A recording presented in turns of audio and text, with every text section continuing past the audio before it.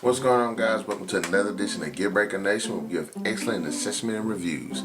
And in this video, we're going to be reviewing Supergirl Season 1, Episode 6, Red Face. Now, the episode picks up where Supergirl is flying and as soon as she's enjoying herself. And I think it's a pretty good thing, again, because it just shows her like the downtime where she can just kind of go and just relax and just think to herself. And she ends up coming across this incident where these two guys are filled with road rage and they're just going at it all through the road.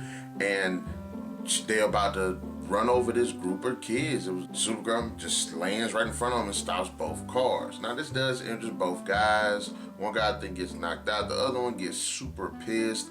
Is sitting here cussing at Supergirl, just talking trash to her. Then even tries to hit her at one point, which she sits there and blocks and twist the dude's arm. And I'm like, yeah, that's what I'm talking about. That douchebag deserved that.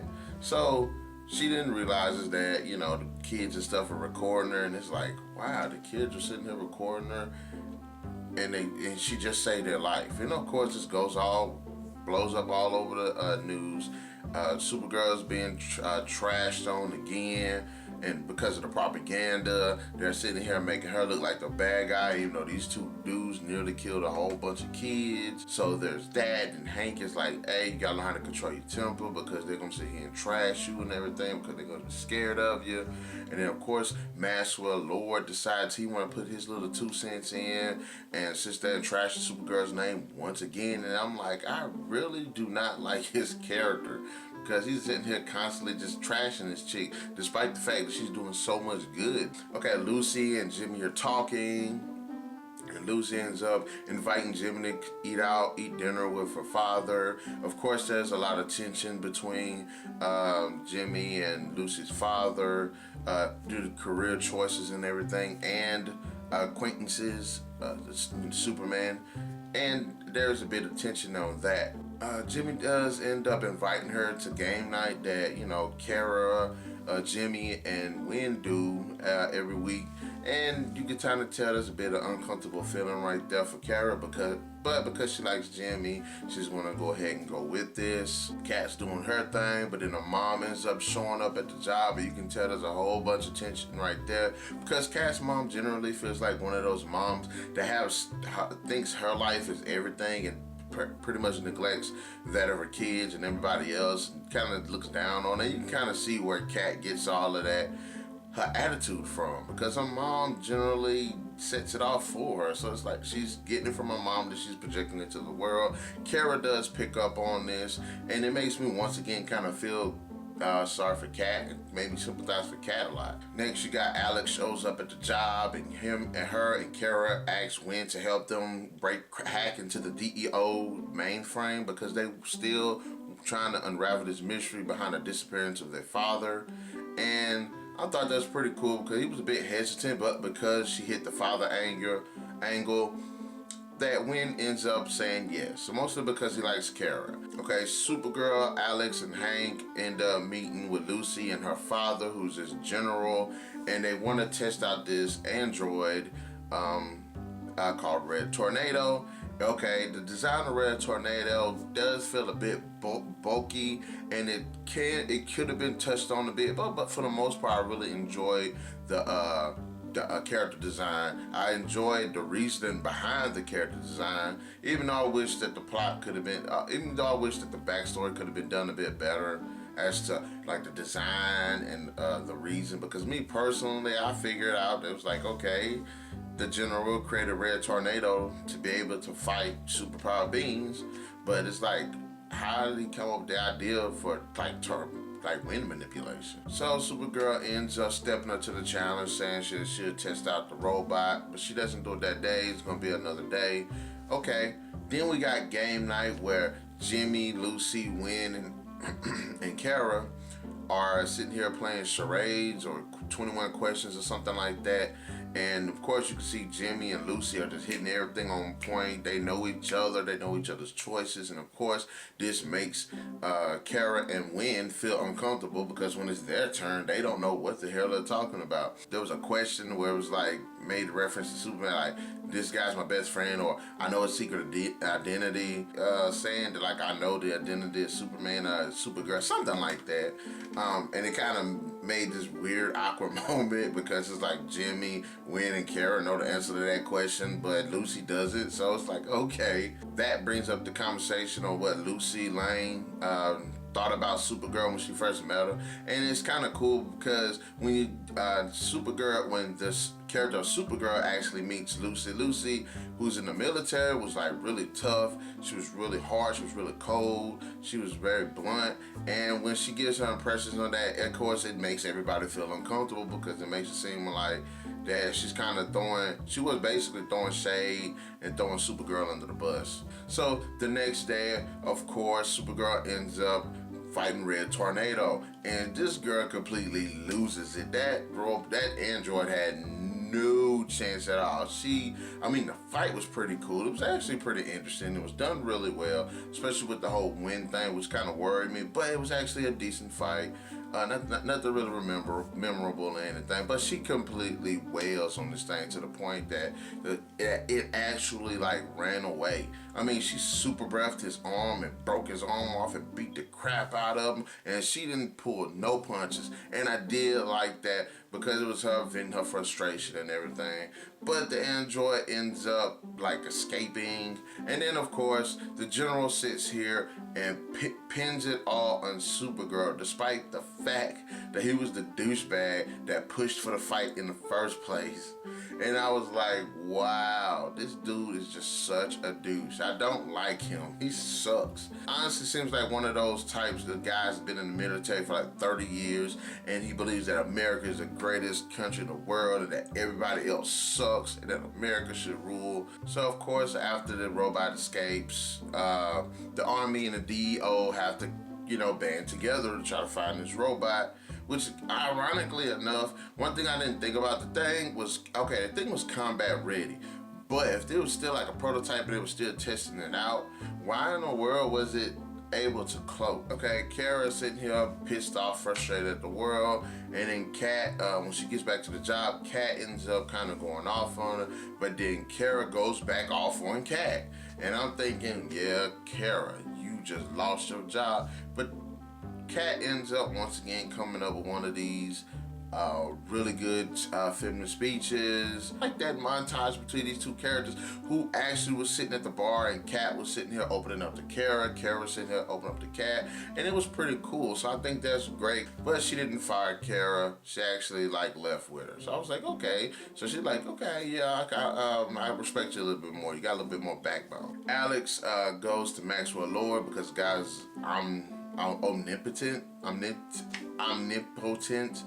I guess, because she brings the android's arm that actually Supergirl ended up breaking off. And this dude, there is no freaking way he knew this. I did not buy this for a second. This dude seen the arm, knew exactly how she destroyed the arm, what it was made of, and all of this stuff. I was like, there is no way in the world this dude knew all of that. He didn't see it. He was like, well, this material is this hard. The only way you can break this material is if you freeze it. And I'm assuming that she froze it with a freezing breath. And I'm like, dude, there is no way in the world you could have known about that. That was too well detailed. I did not like that. The next scene, you sit here, you got Jimmy, Lucy, and her father, or having dinner. Of course, everything feels awkward. Lucy goes to the bathroom. Her father turns into the douchebag, starts going off on Jimmy. But Jimmy sat here and kind of stood his ground. But then the father once again said some foul stuff and threw Jimmy under the bus, talking about he ain't good enough for his daughter. And I was like, dude, you're not good enough to be a father. You're a douchebag, man. There was a douchebag in the show. This guy was the douchebag. And I was like, oh, I don't like this guy. He makes me just hate him every word that he says. But then you got Lucy comes back, and again there's the awkwardness, and they end up leaving and everything, kind of keeping Lucy in the dark. But what happens? Red Tornado shows up. Next thing you know, he shot Lucy with this like gust of air, and I was like, wow, that girl, there's no way. I was like, she died. Because when he shot her, she like flew across the ground and hit like a table, and I was like, damn, that looked like it hurt. But of course, Jimmy goes to try to see about her. Then Red Tornado is gunning for the general. Supergirl shows up. There's a brief little fight. Then next thing you know, Red Tornado shoots off this big tornado in the city. And then so Supergirl's got to go dispel it by flying into it and going the opposite way. But then Red Tornado escapes, and what happens? The general sits there and blames Supergirl. And I was like, damn, I wish that robot would have just killed him. He's just such a douchebag. Maxwell ends up informing Alex that Red Tornado isn't like MIA or AWOL or anything. He's being controlled. So, and they make plans on how to deal with this. I'm like, okay, kind of came through and everything, even though he did an omnipotent thing, or like knew everything ahead of time. I didn't like that. And then you got then you got Kara and Jimmy, and they find a way to vent their frustrations because Jimmy is frustrated at having to deal with Lucy's father because his father's a douchebag. And then you got Kara, who's just mad, and this was a really well thought out part because Kara's Kryptonian, so she has super strength and everything. So Jimmy is sitting here punching this like strung up punching bag, and then Kara's sitting here punching this strung up car. And I was like, okay, that right there was pretty cool. And then you sit here and you learn what her frustrations about, what angers her, because you dig into her mind and you find out the reason why she's so angry, because she's mad at her parents because they sent her off, but they didn't save themselves. So she feels guilty about that. She feels guilty about not being able to actually be normal. And things like that. So you kind of feel where she's coming from, and I like it because it was a really good moment for her character, and also a moment I didn't really mind with Jimmy. So I thought that was pretty cool. Okay, the DEO have come up with a plan on how to find and stop Red Tornado. They end up using the general as bait, but not really. It was like a hologram. But Red Tornado didn't know that, not until you tried to kill him.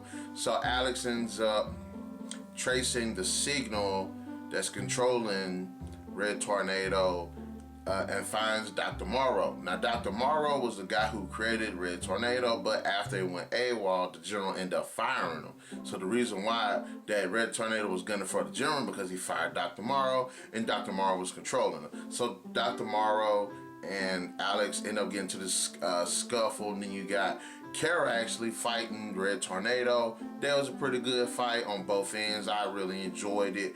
But I have to say the most memorable part of this episode that was so emotionally driven, so well done, just the musical score was just beautiful. And that's the part when during the climax of the fight, Supergirl ends up using her laser beams on Red Tornado, and when she's doing it, she's pushing everything into it. All her anger, all of her sadness, all her frustration, the memories of her parents, and her just being jettisoned in space, and it was so emotionally powerful. That's one thing I loved about this episode, was that one scene set it up. And it was just beautiful. The musical score, it was just so emotional. I was like, and she was screaming while she was doing it. I was like, that was badass. I loved it. I loved that one scene. I was like, gosh, that was so good. I really felt for her character. I know I get on her sometimes because of some of the things she do. She's such a good person. But this made me just connect with her. I was like, I'm right here with you. I'm right here with you. Now, of course, Dr. Martin ends up getting killed in the confrontation with Alex. And then you got Red Tornado being completely obliterated by Kara. Now, the one thing I didn't like about this was, again, like Livewire, this character, I felt she should have been, I love the way that it was done, and I thought it was done really well, especially considering the plot and everything. But I would have liked Red Tornado actually to survive, because that's a character, once again, that could be brought later on in a series. It's been used to help fight somebody, or, you know what I'm saying? I would have liked to see him being brought back later on in the series. And another thing, the guy that was controlling Red Tornado, he was using this mind thing, this headgear thing to control him. Now, the one thing I didn't like about that was the fact that when he died, I was thinking when he died, his mind was going to transfer over into Red Tornado, and Red Tornado goes to be self-aware. but it didn't. He died, Red Tornado died in the story. I was like, damn, that was a missed opportunity. It's like 2 missed opportunities, but that's just me. Okay, having been saved by Supergirl and the General once again being a douchebag, doesn't want to own up to his mistakes, ends up trying to get Lucy to leave with him. Lucy ends up telling the General that, hey, I'm going to be here with Jimmy. I'm resigning from the army, and I'm thinking he's going to say something inspirational, emotional, fatherly, and he basically just said, this is like the worst decision, and it's going to come back to bite you in the butt, and I hope that you don't regret it, or hope something like that to that effect. I was like, I really don't like that guy. Okay, after that, Wynn ends up telling Alex and Kara Hank and their father went to the Amazon or Brazil or something like that, and they disappeared for months, and then the only person to show back up was Hank. So Hank was the last person to see their father alive. Then next scene, you got Kara sitting here reporting to Kat's office. Kat's mother ends up going the hell off on Kara, and I like it because when she went off, Kat stepped up, defended Kara, and again, there was a moment between these two characters. She shut her mom down, and I was like, okay, she really respects Kara as a person. Kara ended up breaking his glass, and when she tried to go pick up and clean up the glass, she ends up cutting herself, and that's the end of the episode. So I was like, okay. In the end, this was actually a pretty good episode. I like the fact that Red Tornado showed up. I like the reasoning for him. The design, they could have done a little bit better. He wasn't, Vision from Age of Ultron, but it was actually pretty good. I wish there was a little episode to focus a little bit more on that, but it did, and I wish he would have survived because, like I said, there was 2 opportunities that they could have utilized the character Red Tornado for, but it's neither here nor there. So I have to say, I say this episode definitely gets like a 3 out of 5. I enjoyed it. Really good episode. So guys, in the comment section below, let me know what you thought about Supergirl Season 1, Episode 6, Red Face. Did you like the Red Tornado incarnation? Did you love that emotionally powerful moment during their final confrontation? Guys, let me know your thoughts. Remember, share, like, subscribe. And more videos will be up, even if you don't do that, videos will still be up, but I prefer if you would do that, then even more videos will be up. But then again, even if you don't, more videos still be up. So anyways, guys, to the next edition of Gear Breaker Nation, keep those gears turning.